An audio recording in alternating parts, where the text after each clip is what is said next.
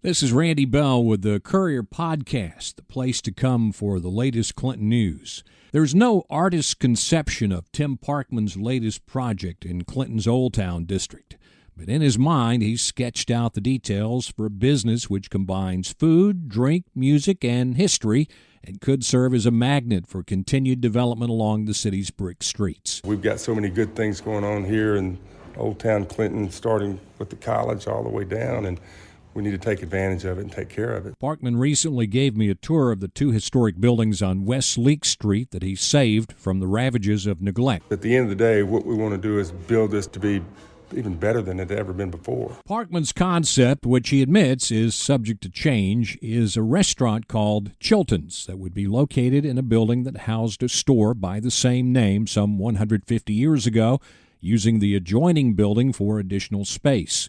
A stairway would lead to a speakeasy-type tavern in the basement, the scene of one of the most significant post-Civil War events in Mississippi history. It's where influential Republican Senator Charles Caldwell was ambushed and shot in the head on December 30th, 1875, a month and a half after encouraging fellow blacks to vote in a crucial election despite intimidation by white Democrats. He was carried out of the basement into the street where, in his dying words, he told his assassin and his accomplices they had killed a gentleman and a brave man. Caldwell admonished them, "Never say you killed a coward." His death was soon followed by the end of Reconstruction in Mississippi. It's a moment in history that Parkman hopes to capture by naming the tavern in Caldwell's honor, if his family approves the idea. It would make it, I guess, the most historically significant building in Clinton, at least. We want it to continue to tell the story because I think it's significant and very important. But to do so, the building had to be brought back from the brink of collapse. The building was in really bad shape. It had been condemned, and honestly, it was questionable whether or not it would survive.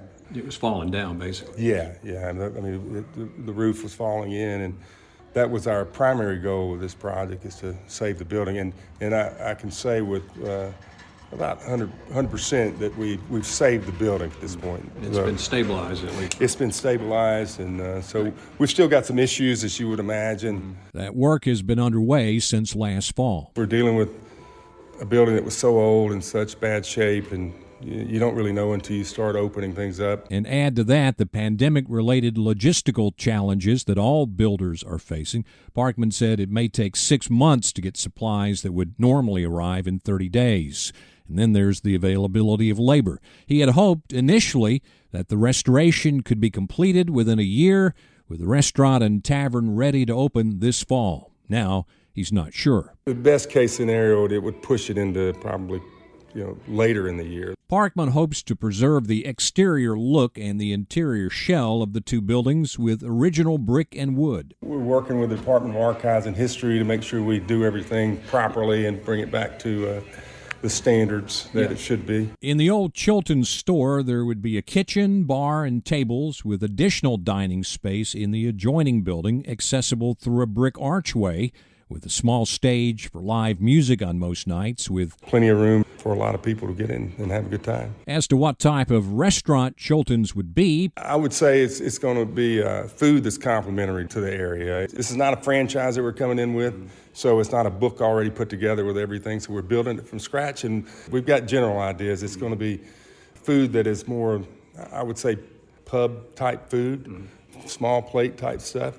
We'll have craft beers. Part of the building would be set up like a sports bar with TVs so customers could watch their favorite teams play. Chilton's restaurant and Caldwell's tavern would be just part of Parkman's vision for Old Town.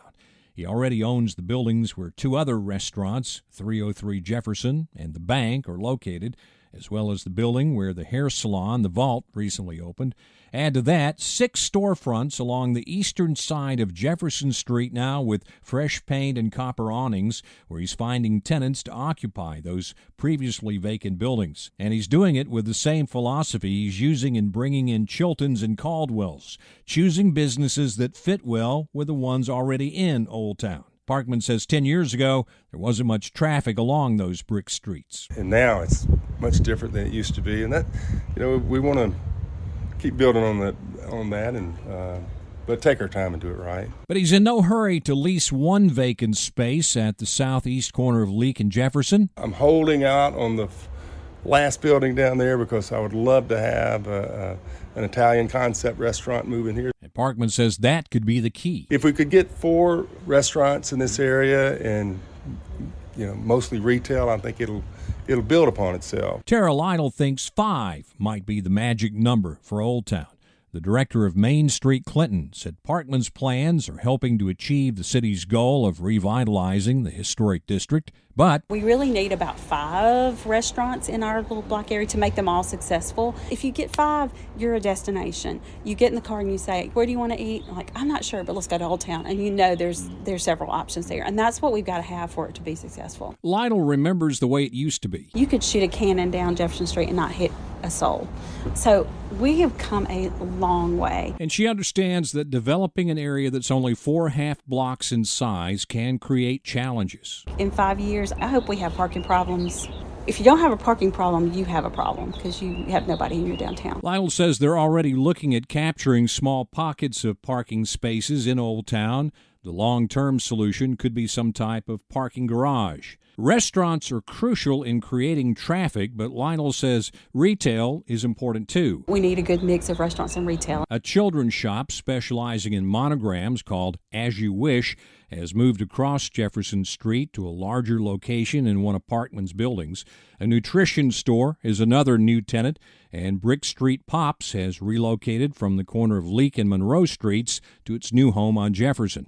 Lytle says Parkman's investment in Old Town has been huge, but there are others like local watercolor artist Wyatt Waters who've been advocates for the historic district for years. Wyatt has been down here for decades now. He believed in this area and fought for this area and tried to recruit other businesses to the area. Waters has a studio located on Jefferson Street. You need more Wyatts and Tims. But more than anything else, Old Town needs the public's support.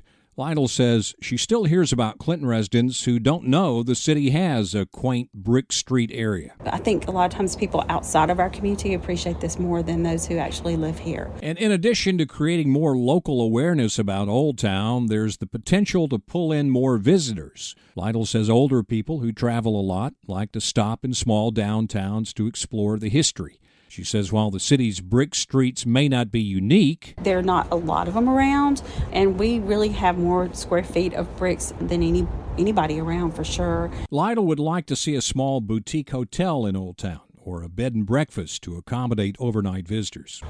And for Tim Parkman, who points out that 303 Jefferson is the only former livery stable in the country where you can get a fine meal, continuing to carefully develop the treasure known as Old Town and to drive more traffic into the historic district is well worth the effort. We've got an asset here. We've got a history. This is Randy Bell.